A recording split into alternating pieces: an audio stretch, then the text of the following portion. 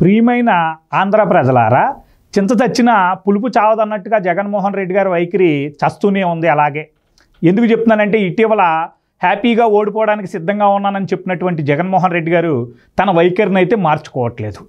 తమ భేదాలు లేకుండా తన రాజకీయ ప్రస్థానంలో ఎవరు అడ్డొచ్చినా వాళ్ళని చాలా దారుణంగా హేళన చేయడం, ఇబ్బంది పెట్టడం, అవసరమైతే చంపేయడం లాంటి కార్యక్రమాలు చేస్తూ ముందుకు సాగుతూనే ఉన్నాడు.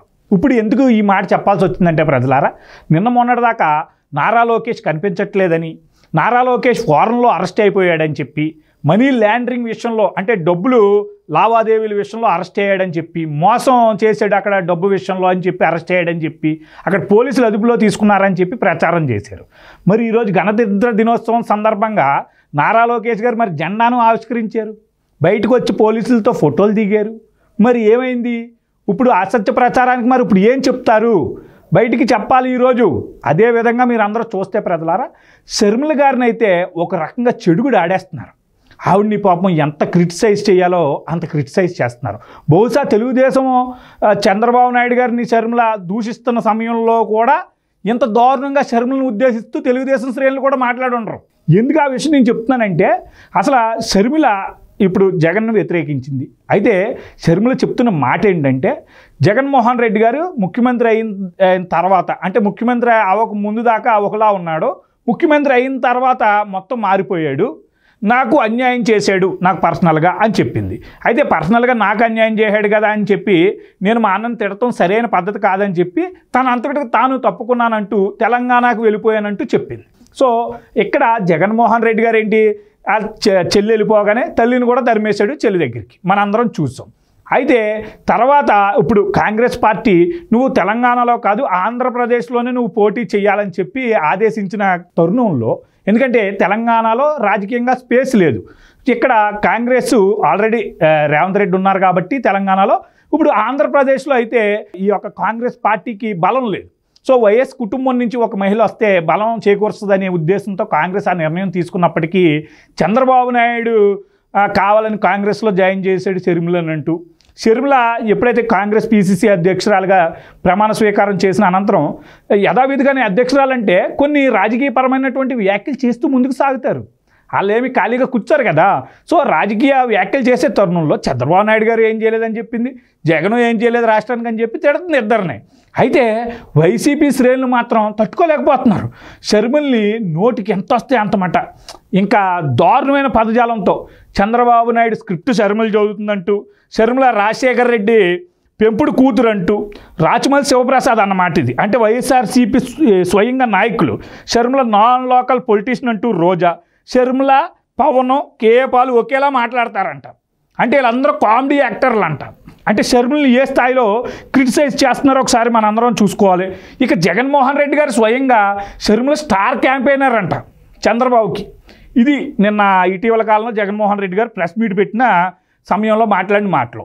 ఇక తన సోషల్ మీడియా ఏదైతే పేటీఎం మీడియా, బ్లూ మీడియా ఉందో దాని నుండి షర్మిల ప్రభాస్ వ్యవహారం, అసలు షర్మిలని ప్రభాస్ ఎలా చూశాడో, దీని మోహం ఏంటి అని చెప్పి కామెంట్లు చేయడం, బేపంది షర్మిల అంటూ ఎలా పడితే అలా మాట్లాడడం, వైఎస్ కాదు మెరుసుమల్లి షర్మిల అది అని చెప్పి అనిల్ కుమార్ ఎవరైతే తన మొగుడు ఉన్నారో అనిల్ గారు, అనిల్ ఇంటి పేరుని పెట్టి ప్రస్తావన చేయడం, అసలు షర్మిల రాజశేఖర రెడ్డి బిడ్డ కాదు అని చెప్పడం, షర్మిల విజయమ్మకే పుట్టింది కానీ ఎవరితో కందో మాకు తెలియదు అని ఇంత నీచమైన పాస్టర్ గారి ఫ్యామిలీ అంటూ అలా దుష్ప్రచారాలకు, అదేవిధంగా భూషణలకు ఈరోజు వైసీపీ పార్టీ ఒడిగట్టింది. అయితే మీ అందరికీ తెలియాల్సిన విషయం ఏంటంటే ప్రజలారా, జగన్మోహన్ రెడ్డి గారి ఇన్స్ట్రక్షన్ లేకుండా సోషల్ మీడియాలో ఇప్పుడు ఇవన్నీ బూతులు తిడుతున్న ఎవరంటే సోషల్ మీడియా ప్రతినిధులుగా ఉన్నటువంటి కొంతమంది మనుషులు, శ్రీరెడ్డి కానీ ఆ వరా రవీంద్ర అనేవాళ్ళు కానీ, వీళ్ళందరూ ఏంటంటే వైఎస్ భారతి,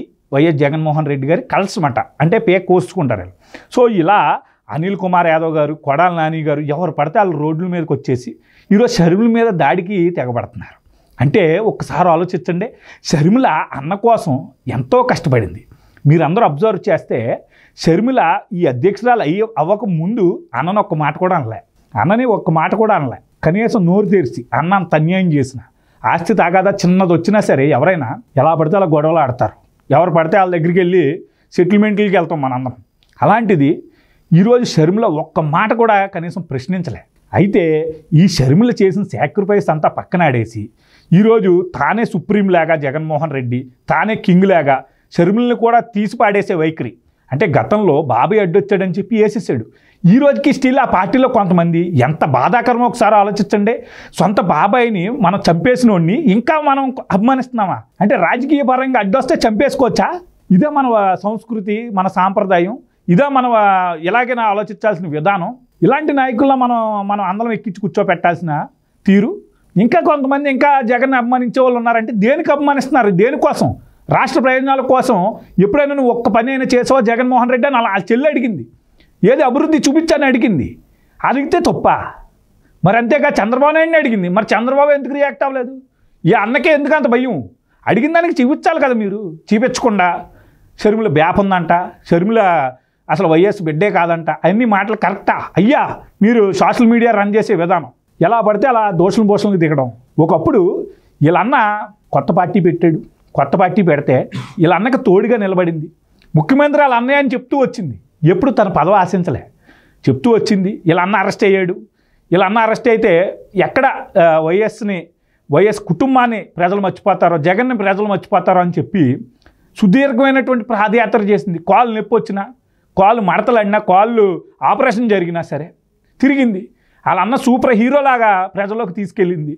వాళ్ళన్న జైల్లోంచి బయటకు రావడం కోసం సోనియా గాంధీ దగ్గరికి వెళ్ళి కాళ్ళు అట్టుకుంది. సోనియా గాంధీ దయా దాక్షిణ్యాలతో జగన్మోహన్ రెడ్డి బయటికి విడుదలయ్యాడు. వేడికి విడుదలైన వెంటనే మళ్ళీ తాను ఒక సుప్రీం హీరోలాగా, తాను పెద్ద సూపర్ లాగా తన చెల్లికి ముద్దులెట్టేసి, తల్లికి ముద్దులెట్టేసి తిరిగాడు. మరి గెలిచిన తర్వాత తల్లి చెల్లిని ఎందుకు వదిలేశాడు?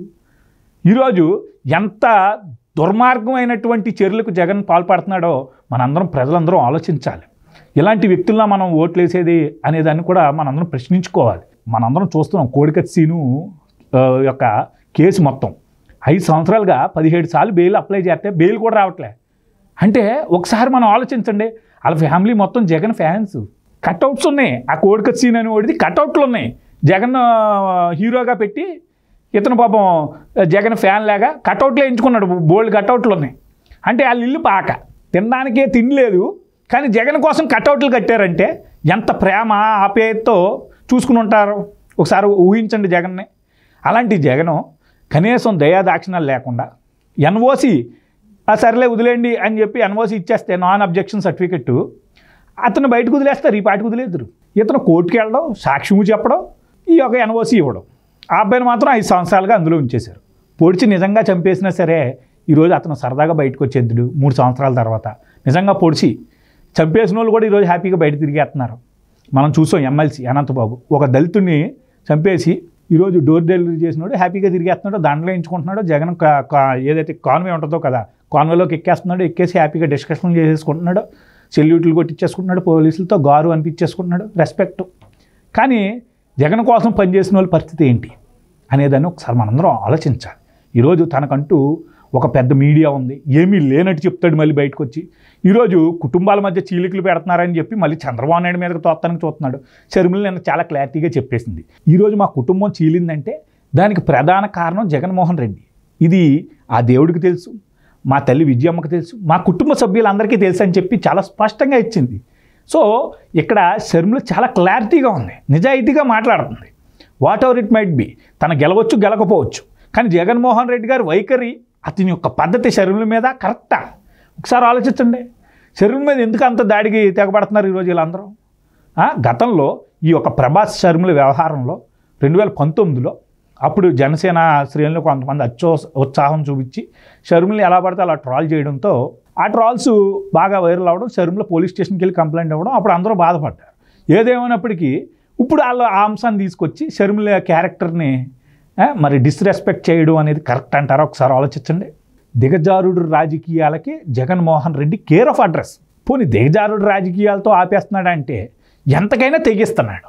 ఇది సరైన పద్ధతి కాదు. సో ప్రజలందరూ ఒకసారి ఆలోచించుకోవాలి. మనం ఎలాంటి నాయకులను మనం ఎన్నుకుంటున్నాం, ఎలాంటి నాయకులకు మనం ఓట్లు వేస్తున్నాం అనే దాన్ని తెలుసుకోవాలి. ఎందుకంటే ఇప్పుడు జగన్మోహన్ రెడ్డిని మళ్ళీ మీరు ఎంచుకోవాలనుకుంటే ఏ కారణం చేత ఎందుకుంటారో ఒకసారి ఆలోచించండి. ఎల్లవేళలా మనకు వచ్చే 10,000, 5,000 శాశ్వతం కాదయ్యి. మన రాష్ట్రం శాశ్వతం. మన చుట్టూరు ఉన్న పరిస్థితులు బాగున్నప్పుడే మనం హ్యాపీగా ఉంటాం. ఫర్ ఎగ్జాంపుల్ ఒక ఫ్యామిలీని తీసుకోండి. ఒక ఫ్యామిలీలో మనం బాగుంటే సరిపోదు, మన ఫ్యామిలీలో ఉన్న మన పిల్లలు, మన భార్య, వీళ్ళందరూ బాగుండాలి. అప్పుడే మనం కూడా సుఖంగా ఉంటాం. ఇప్పుడు ఈ యొక్క రాష్ట్రం అనేది ఒక ఫ్యామిలీ అనుకుంటే రాష్ట్రంలో అందరూ బాగుండాలి. అప్పుడే మనం కూడా బాగుంటాం. అన్ని వర్గాలు, వర్ణాలు, అన్ని మతాలు, కులాలు అన్నీ బాగుండాలి. అప్పుడే మనం కూడా బాగుంటాం అంటే ఎలాంటి గొడవలు ఉండకూడదు. అప్పుడే హ్యాపీగా రాష్ట్రం ముందుకు సాగుద్ది. ఈ యొక్క ఫ్రెండ్లీ ఎన్విరాన్మెంట్ బిల్డ్ అవుద్ది. కంపెనీలు కానీ, ఈ యొక్క ఉద్యోగ అవకాశాలు కానీ ఎవరైతే ప్రజలు ఉన్నారో ప్రజలే ఆటోమేటిక్గా ఈ యొక్క వ్యాపారాలు పెట్టుకోవడం, ఎదగడం, స్కూళ్ళు, కాలేజీలు చదువుకోవడం అంతా డెవలప్ అయిపోద్ది. ఎందుకంటే మన తెలుగు ప్రజానీకం ఎప్పుడో 90s, 70s, 60sలోనే ఫారెన్ వెళ్ళినోళ్ళు. మనోళ్ళు ఏమీ తక్కువలేం కాదు. మనోళ్ళు డెవలప్ అవుతూ ముందుకు సాగాలనే తాపత్రయం ఉన్నవాళ్ళు ఆంధ్ర ప్రజలు. అదేవిధంగా ఈరోజు హైదరాబాద్ని డెవలప్ చేయడంలో మన వాళ్ళది ప్రధాన భూమిక. అలాంటి వాళ్ళు మనం ఈరోజు అసలు ఏ ఉద్యోగాలే లేక ప్రైమ్ సిటీస్ అయినటువంటి విజయవాడ, గుంటూరు, వైజాగ్ నుంచి కూడా ఈరోజు వలసవాదం వెళ్ళిపోయి మనం వేరే రాష్ట్రాల్లో బతకాల్సి వస్తుందంటే మనం ఏ రకంగా నష్టపోయామనే దాన్ని గ్రహించాలి. ఎలవేళలా ఈ ఎమోషన్లు, కులాలు, మతాల మీద మాత్రం బతకొద్దు. మీరు ఇలా బతికినంతకాలం ఇలాంటి దద్దమ్మ, అసమర్థత ఉన్న ముఖ్యమంత్రులందరూ మన మీద ఎక్కి ఈరోజు ప్రజాస్వామ్యం లేకుండా ఈరోజు మన గొంతు నొక్కేసి, మన ఎదురొచ్చిన కొట్టేసి, అవసరమైతే చంపేసి వాళ్ళు హ్యాపీగా బతికేస్తూ ఉంటారు. సో ఆలోచించుకోవాలి ప్రజలారు. ఆలోచించుకుని రాబోయే రోజుల్లో మీరందరం ముందుకు సాగాలి, రాష్ట్రం బాగుండాలన్నదే నా తాపత్రయం. మీ అందరి శ్రేయభిలాషి సుబ్బు.